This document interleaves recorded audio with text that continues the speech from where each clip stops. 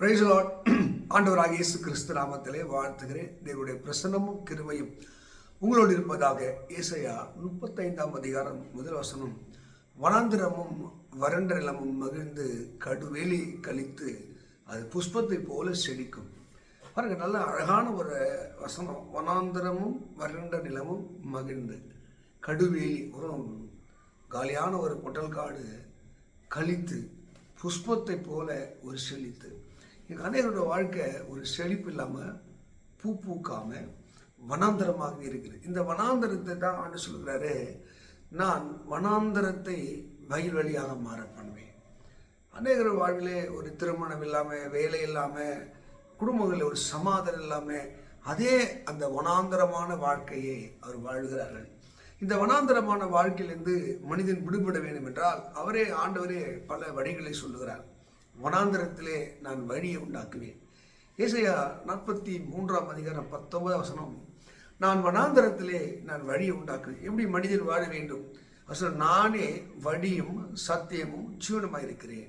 என்னுடைய வழி உத்தமர்களுக்கு அது அரணாக இருக்கிறது. அப்போ ஆண்டவர் இந்த வனாந்தரத்திலே ஒரு வழியை உண்டாக்க வேண்டும் என்றால் முந்தினவைகளை நினைக்க வேண்டாம், பூர்வீகமானவைகளை சிந்திக்க. அப்போ உங்கள் மனம் புதிதாக மாற வேண்டும். அது மாற்றத்துக்கு நேராக மாற வேண்டும். நீங்கள் பழைய சுபாவத்தோடு பழைய குணத்தோடு நீங்கள் வாழும்போது அந்த வாழ்க்கையில் வனாந்தரம் என்ற அந்த நிலை மாறாது. அப்போ வனாந்தரமும் வறண்ட நிலமும் உங்கள் வாழ்க்கையில் ஒரு மகிழ்ச்சியாக மாற வேண்டும் என்றால் அந்த வனாந்தரத்திலே வழிகாட்டுகிற தேவனுடைய பாதையிலே நீங்கள் செல்ல வேண்டும். அதாவது இயேசு உங்கள் இரட்சகராக, வழிகாட்டியாக, ஒரு போதகராக உங்கள் வாழ்க்கையில் இருக்கும்போது உங்கள் வனாந்தரத்தில் இருந்து அவர் வழியை விளக்கி ஒரு பாதையை அவர் காட்டுகிறவராக இருக்கிறார். அதுதான் தாவீது சொல்கிறார், என் ஆத்துமாவை தேற்றி என்னை நீதியின் பாதையிலே அவர் நடத்துகிறார். அப்போ நீதியின் பாதையிலே தேவன் உங்களை நடத்துவதற்கு உங்கள் மனம் புதிதாக வேண்டும், உங்கள் சிந்தைகள்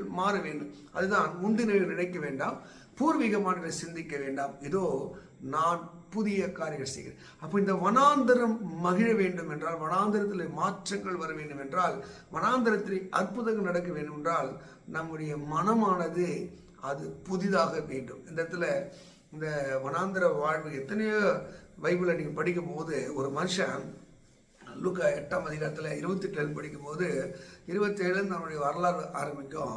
அவன் சுடுகாட்டிலே கத்திக்கிட்டு ஒரு அக்கறை இல்லாதவனாக, அவனை ஆற்றுவார் இல்லாதவனாக, தன்னைத்தானே காயப்படுத்தி பிசாசு பிடியிலே அவன் அங்கெங்கே அலைந்து திரிந்தவனாக இருந்தான். அவனை இயேசு சந்தித்தார். இயேசு அவன் மேலே பிசாசை விரட்டினார். அவன் வனாந்திர வாழ்க்கையை மாற்றினார். அவனுக்கு ஒரு பாதையை காட்டினார். அந்த வறண்ட நிலம், அந்த மறண்ட வாழ்க்கை அது புஷ்பத்தை போல பூத்து குலுக்கத்தக்கதாய் இயேசுடைய சீடனாக மாறி அநேகருக்கு இறை அன்பை போதித்து அந்த பட்டணத்தையே நீதிக்கு உட்படுத்தினதாக லூக்கா 8ஆம் அதிகாரத்தில் 36, 37 படிக்கும் போது அந்த மனிதன் வாழ்க்கையில் உண்டான ஒரு மாற்றம். உன் வாழ்க்கை, என் வாழ்க்கையில கூட தேவன் சந்திக்கவிட்டால் நம்ம வாழ்க்கை அது இன்னும் வனாந்தரமாகவே இருக்கும். அப்போ வனாந்தரத்திலே ஒரு வழியை அவர் உண்டு பண்ணுவதற்கு அவர் வல்லவராக இருக்கிறார். மக்களை, இன்றைக்கு நீங்கள் பழைய நினைவிலிருந்து, பழைய சுபாவத்திலிருந்து நீங்கள் மாற்றம் அடைந்து இயேசு சொல்கிற அந்த சத்திய பாதையிலே உத்தமனுக்கு கர்த்தருடைய வழி அது அரணாக இருக்கிறது. இன்றைக்கு ஆண்டவரே, நான் உண்மை பின்பற்றுகிறேன், என் வனாந்தர பாதையிலேருந்து எனக்கு ஒரு அற்புதத்தை செய்யணும் பாருங்க.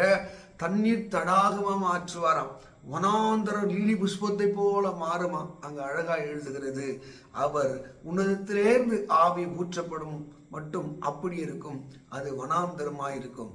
அப்போ வனாந்தரம் வயல்வெளியாகவும், வயல்வெளி அடர்ந்த காடாக மாற வேண்டும் என்றால் இறைவனுடைய கருணையும் தொடுதலும் உங்கள் வாழ்க்கையில் காணப்படும். அவர் உங்கள் தேசத்திலே மழை பெய்ய வேண்டும். அதாவது உபாகம் 28 அங்கே 12 வாசிக்கும் போது நல்ல பொக்கிஷசாலையாக வானத்தை திறப்பார், ஏற்ற விலையில் தேசத்திலே மழை பெய்யும், அந்த வனாந்தரத்தை மாற்றுவார். எப்பொழுது 1ஆம் அதிகாரத்தில் அந்த 1ஆம் வசனத்தை படிக்கும் போது இப்போது சொல்லப்படுகிற வார்த்தைக்கு நீ உண்மையாய் செவி கொடுப்பாயானால் அது மேலே வந்து பலிக்கும். தேவனுடைய கட்டளைக்கு நீ கீழ்ப்படிந்த ஒரு பாதையிலே செல்லுகிற போது, பழைய பாவங்களை மறந்த ஒரு புது அனுபவத்து வருகிற போது வனாந்தரம் மாறும். அந்த பிசாசு பிடித்தவருடைய வாழ்விலே ஒரு அற்புதத்தை செய்த தேவன் உங்க வாழ்க்கை அற்புதம் செய்வார். உங்க வனாந்தரத்தை மாற்றுவார். லீலி புஷ்பத்தை போல செழித்திருக்க பண்ணுவார். அந்த ஆண்டவர் அநேகருக்கு உங்களை ஒரு சாட்சியாக மேன்மையாக வைப்பார். ஆண்டவரே, என் பாவத்தை மன்னியும், என்னை பரிசுத்தப்படுத்தும், நீதி நடத்தும் என்று சொல்லி நீங்கள் மனம் திரும்பி அவர் வழியை நீங்கள் பின்பற்றுவீர்கள் என்றால் வனாந்திரத்திலே வழி மாத்திரமல்ல, அந்த வனாந்திரத்தை அடர்ந்த காடாக மாற்றுவார். கர்த்தர் இந்த வேத வாக்கியத்தின்படி வனாந்திரமும் வறண்ட நிலமும் மகிழ கடுவேலி கழித்து புஷ்பத்தை போல செழிக்க உங்களை ஆண்டவர் ஆசீர்வதிப்பாராக. God bless you. God bless you.